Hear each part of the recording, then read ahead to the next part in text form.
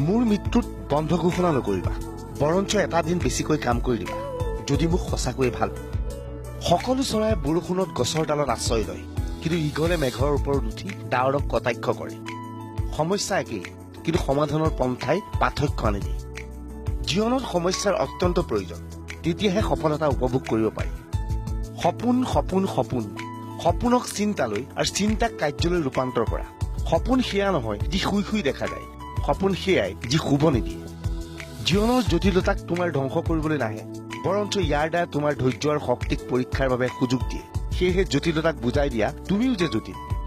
তোমাৰ কৰ্মক ভাল পাবা, কৰ্ম প্ৰতিষ্ঠানক নহয়, কাৰণ তুমি নাজানা কেতিয়া তোমাক তোমাৰ কৰ্ম প্ৰতিষ্ঠানে ভাল পাবলৈ এৰি দিব।